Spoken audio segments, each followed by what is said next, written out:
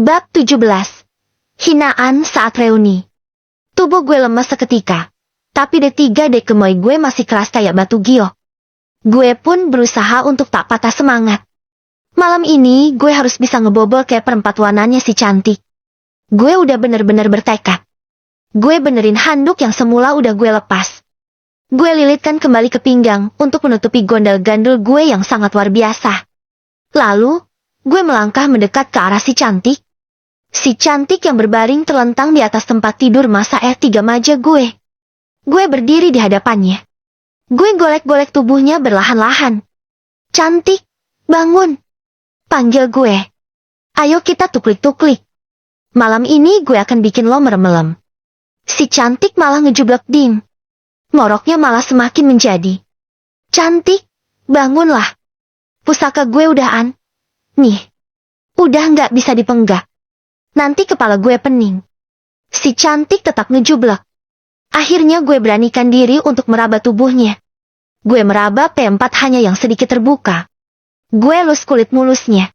Tetapi dia malah ganti posisi jeti tidur miring meringkuk. Gue pun gantian meraba lengannya. Tapi si cantik malah refleks menghempaskan rabaan gue. Mirip kalau lagi menghempaskan nyamuk. Gue nggak menyerah. Gue tetap berusaha. Walau sekarang, gue mirip banget kayak om-om M3 Sum yang lagi kebelet K4 Win. Akhirnya gue pun ikut merebahkan diri kayak dia. Gue berada di belakang dia. Gue menghadap punggungnya dia. Pelan-pelan gue lingkarkan tangan gue ke perutnya si cantik. Setelah berhasil, gue mulai meraba permukaan perut tersebut. Rencana gue bakal merembet ke atas. Pingin memegang doa bongkahannya si cantik. Tapi belum juga hal itu gue lakuin. Si cantik mendorong tubuh gue pakai bekongnya dia. Tubuh gue jeti menjorok ke belakang. Alhasil, gue jatuh dari tempat tidur gue yang sempit tersebut. Gue memeki kesakitan. Punggung gue kayak mau sempal. Tetapi gue tetap tak pantang menyerah. Gue bangkit. Gue duduk di sisinya si cantik. Gue sedikit merundukkan tubuh gue. Gue kepengen mencium pipinya si cantik. Berhasil. Pipinya berhasil gue jamah. Tetapi kemudian, si cantik menjauhkan wajah gue dari wajahnya dia. Tapi gue tetap memaksa. Kali ini inceran gue bibirnya dia. Gue akan cium dia di bagian tersebut. Gue akan emut. Setelah itu, pasti dia akan bangun. Dan begitu bangun dia akan terkejut ternyata gue lagi ngasih ciuman maut gue. Gue yakin dia pasti akan seneng banget. Dan membalas ciuman gue dengan sangat biar satu ngas. Dia kan N4 su banget sama gue. Gue bener-bener nguyal-nguyal tubuhnya dia. Gue hampir berhasil. Tapi tiba-tiba saja. Sebuah tendangan terjadi. Saat ini juga dunia gue seketika runtuh begitu saja. Gue shock. Gue bener-bener terguncang. Gimana enggak?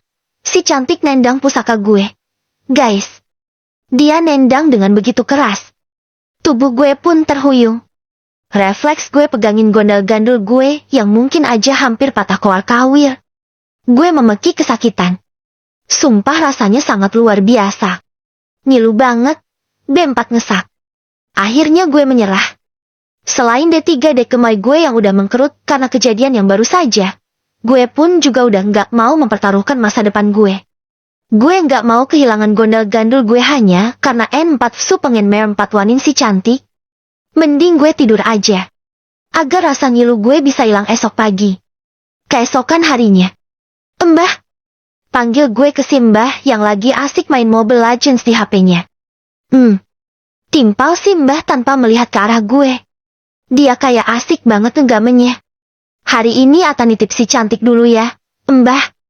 Nanti paling malam Ata akan jemput dia. Ucap gue. Kok malam? Simbah langsung meletakkan HP-nya. Dia melihat ke arah gue. Lo kan pulang ngajar paling jam 1. Habis itu lo mau kemana dulu? Mau keluyuran? Hah? Mau tongkrong sama teman-temanmu? Ingat tak, lo itu udah punya istri. Tinggalin kebiasaan buruk lo. Enggak. Mbah. Ata bukannya mau tongkrong. Lalu, Ata habis ngajar mau menghadiri reuni dulu. Mbah. Reuni? Iya, reuni sekolah. Cuman diadain cafe dekat sekolah Ata dulu. Kok lumayan dekat dari sini. Kenapa nggak lo ajak aja si cantik sekalian? Ribet. Juga takutnya nanti dia bakalan ngamuk di sana. Dia kan gila. Gue sekilas ngelirik ke arah si cantik. Dia cuma plongo-plongo padahal lagi gue omongin. Ya sudahlah, terserah lo. Si Mbah kembali meraih HP-nya. Cantik, gue berangkat kerja dulu ya. Nanti seharian lo di sini dulu sama si Mbah. Entar malam baru gue jemput.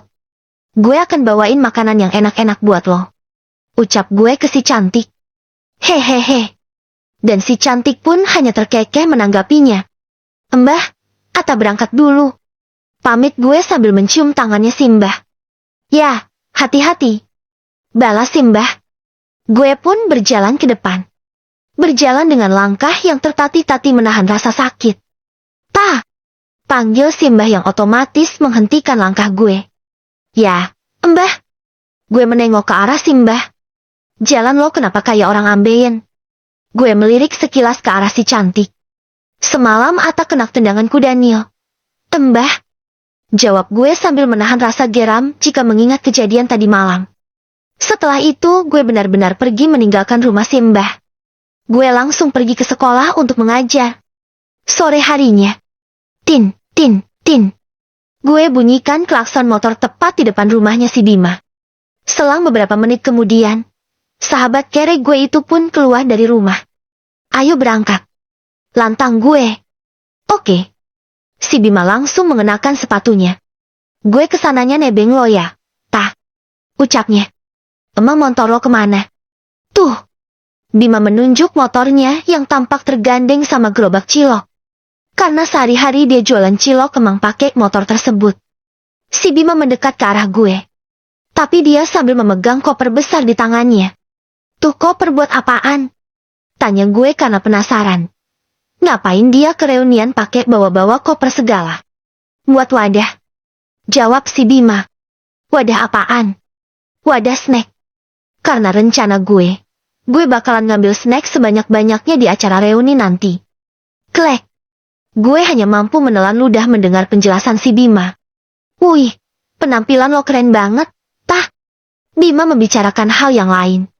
Iya, dong. Gue. Emang gak salah kalau lo dulu jadi idola di sekolah. Tapi sayangnya. Si Bima menghentikan ucapannya. Sayang kenapa? Lo kere. Hehehe.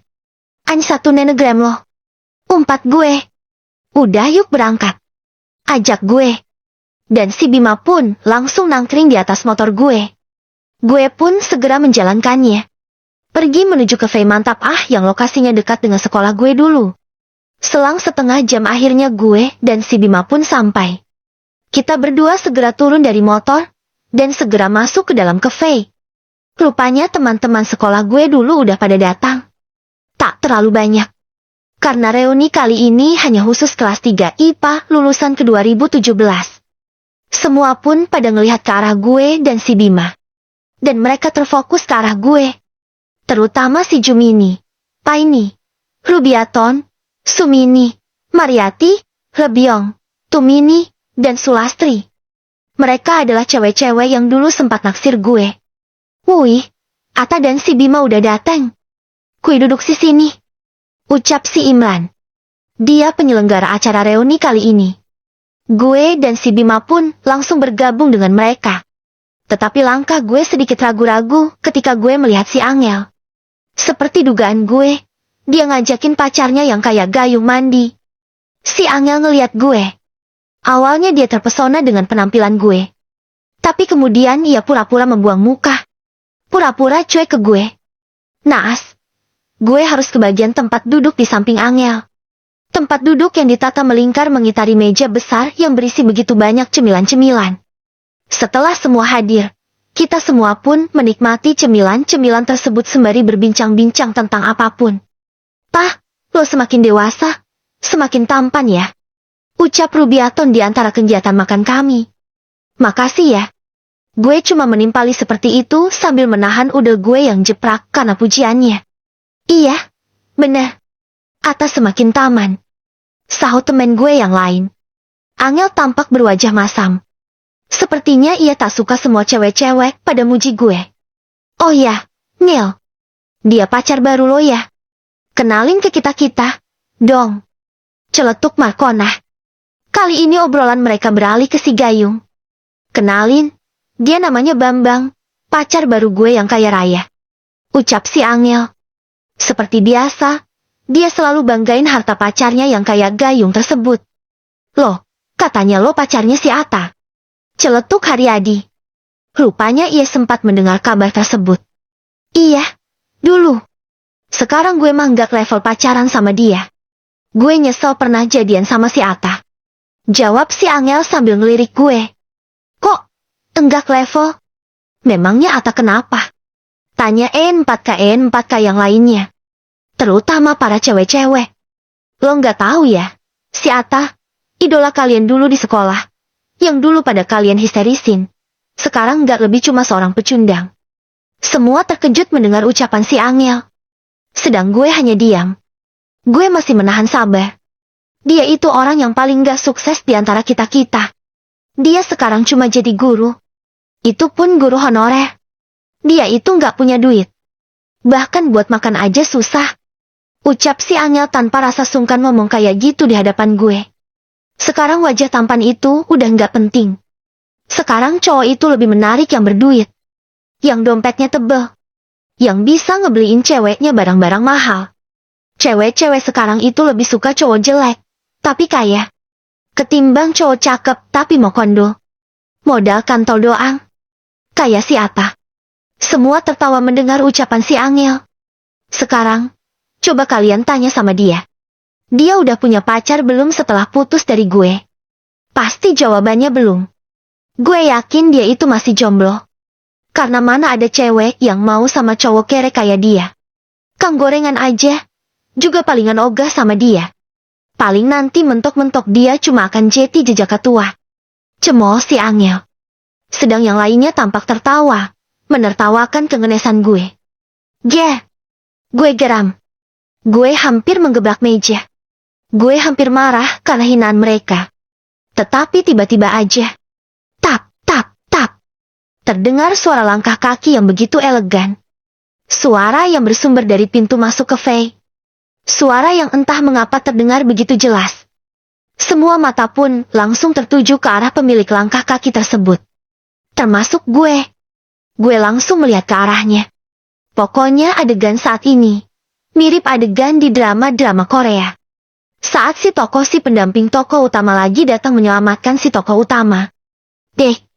Gue terkejut guys. Si pemilik langkah kaki tersebut ternyata adalah si cantik. Tapi si cantik dengan penampilan lain. Penampilan yang sangat jauh berbeda dengan yang biasanya. Dia mengenakan dress warna putih dengan bagian D4 yang sedikit terbuka. Dress yang tampak mahal harganya. Udah gitu, dia juga mengenakan sepatu high heels di kedua kakinya dengan warna yang senada. Rambutnya dibiarkan terurai dengan bagian kiri ia selipkan di belakang telinga. Pokoknya penampilannya kali ini mirip-mirip seorang nona muda yang kaya raya. Seorang wanita dari kalangan atas. Awalnya gue nggak yakin kalau dia itu beneran si cantik. Gue pun mengucak-ucak mata gue.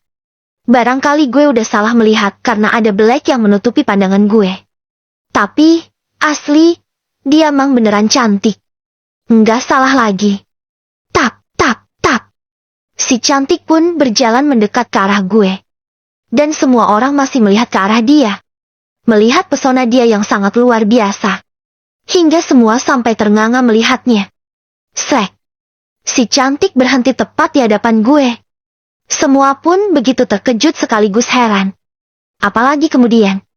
Maaf ya, sayang. Aku datangnya terlambat. Ucap si cantik ke arah gue. Semua syok. Semua seperti tak percaya melihat pemandangan tersebut. Mendengar apa yang diucapkan di cantik ke gue. Terutama si Angel. Dia tampak malu luar biasa. Dia yang tadi menghina gue. Kini langsung dihadapkan oleh sesuatu yang mematahkan semua hinaannya yang baru saja. Minggir kamu. Ucap cantik sambil mendorong tubuh Angel dengan kasar. Si Angel pun jengkang ke samping. Sedang si cantik langsung menempati tempat duduk yang tadi ditempati oleh si Angel.